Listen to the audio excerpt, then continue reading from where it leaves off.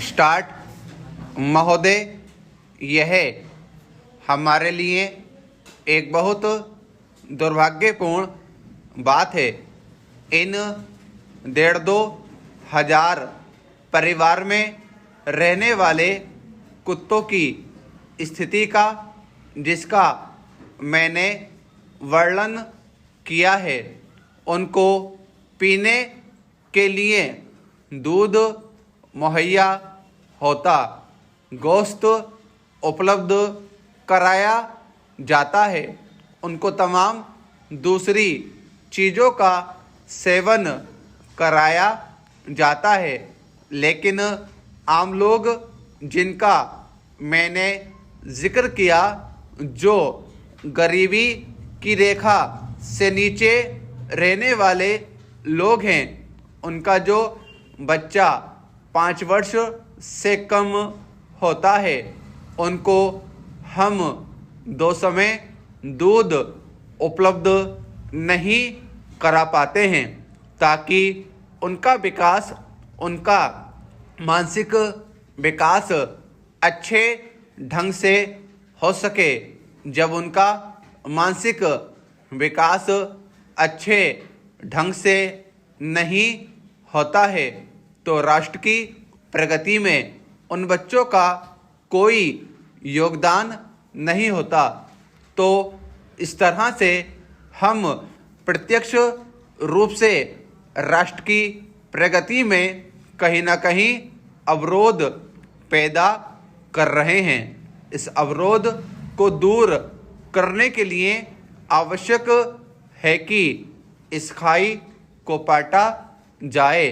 इसलिए मैंने मान्यवर इस बिल को यहाँ प्रस्तुत किया है, इस आशा और उम्मीद के साथ कि इस विधेयक को जो मैंने प्रस्तुत किया है और जिसमें इन सारी बातों का उल्लेख किया गया है, उनको सरकार बहुत गंभीरता से ले, और गंभीरता से लेने के बाद निश्चित रूप से इस ढंग से ठोस कदम उठाए जाएं, ताकि जो खाई आम आदमी, गरीब आदमी और अमीर आदमी के बीच ज़्यादा बढ़ती जा रही है, दिन प्रतिदिन बढ़ती जा रही है, वह पाटी जा सके। आंकड़ों के माध्यम से हम लोग इस बात का जिक्र करते हैं कि कृषि क्षेत्र में, औद्योगिक क्षेत्र में और दूसरे क्षेत्रों में हमने बहुत ज़्यादा तरक्की की है, लेकिन ये आंकड़े हम लोगों को संतुष्ट करने वाले आंकड़े नहीं हो सकते हैं। आम आदमी की आंखों से निकले आंसुओं को पोंछने की दृष्टि से इन आंकड़ों का कोई असर नहीं होने वाला है। इसलिए आज इस बात की आवश्यकता है कि योजना आयोग को आप निर्देश दें कि इस प्रकार की योजनाएं बनाएं, जिनसे हम इन लक्ष्यों को प्राप्त कर पाएं, ताकि हम जो हमारे विभिन्न नेताओं का लक्ष्य था, वर्तमान सदी में हम विकसित देश के रूप में कहलाएं और हम सम्मान के साथ अपने देश का नाम विदेश में जाकर ले सकें, वह पूरा हो सके। इससे अपने देश के लोगों का जब जिक्र होगा, चाहे हम किसी भी राजनीतिक दल के लोग हों, जब हम प्रतिनिधि मंडलों में बाहर जाएंगे, तो हमारे देश में रहने वाले लोगों की बेहतरी का हम वहाँ जिक्र पाएंगे। महोदय, जो महानगर हैं उसमें भी झुग्गी झोपड़ी में रहने वालों की संख्या बहुत ज़्यादा है। अगर मैं दिल्ली का भी जिक्र करूं तो लगभग 53% ऐसे लोग हैं जो झुग्गी झोपड़ियों में आज भी निवास कर रहे हैं। हमारी सरकार की योजना इस प्रकार की है कि लगभग 47% लोगों को ही हम लोग मकान मुहैया करा पाए हैं। सभापति महोदय, स्वाधीनता के बहुत पहले से ही कांग्रेस दल ने कतिपय कार्यक्रमों को पूरा करने का बीड़ा उठाया था। वास्तव में हमारे नेताओं ने स्पष्ट कर दिया था कि हम केवल विदेशी शासन के विरुद्ध नहीं लड़ रहे थे, बल्कि हमारी लड़ाई सामाजिक बुराइयों, अन्याय, गरीबी और असमानता के भी खिलाफ थी। इसलिए हमारी समाज व्यवस्था को देश की दीर्घकालीन विकास की आवश्यकताओं की उपेक्षा किए बिना सामान्य जनों की वास्तविक जरूरतों को पूरा करना है। विकास द्वारा लोकतंत्र के सामने एक नई चुनौती प्रस्तुत हुई है।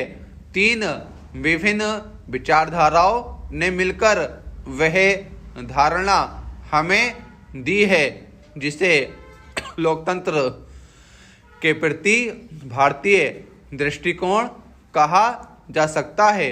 एक तो उदारवाद और संसदीय लोकतंत्र का विचार है जो ब्रिटिश प्रणाली से जन्मा है और जिसके अंतर्गत आती है संसदीय संस्थाएं, राजनीतिक दल, स्वतंत्र चुनाव, मूल अधिकार और स्वतंत्रताएं, कानून का शासन आदि जो हमारी लोकतंत्री प्रणाली के राजनीतिक केंद्र बिंदु हैं। हमारी राजनीतिक प्रणाली के मध्य में स्थित है संसद और केंद्र तथा राज्यों में सरकार का विधायिका के प्रति उत्तरदायित्व निर्विवाद है।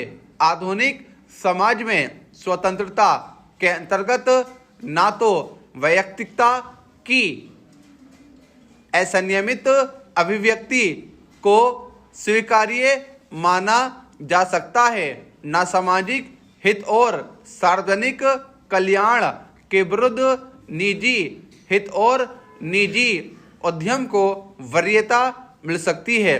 स्वतंत्रता का अभिप्राय है व्यक्ति के अधिकारों और समाज के अधिकारों के बीच लगातार नाजुक संतुलन बनाते रहना। हमारा संविधान और हमारी वास्तविक राजनीतिक गतिविधियां विश्व में अन्यत्र किसी भी स्थान की अपेक्षा अधिक पूर्ण स्वतंत्रता देती है। हमने अखबारों की स्वतंत्रता को स्वीकार किया है, लेकिन इस बात को नहीं मानते कि अखबारों की स्वतंत्रता का अर्थ है अखबारों पर उद्योगपतियों के आधिपत्य की स्वतंत्रता, अथवा यह कि संपत्ति के अधिकार को ऐसे प्रगतिशील और आवश्यक सामाजिक कानून बनाने की राह में रोड़े अटकाना चाहिए जिनका उद्देश्य गरीब और अमीर के बीच अत्यधिक असमानताओं को कम करना या आर्थिक स्वाधीनता को बहुसंख्यक जनता के लिए वास्तविक बनाना हो।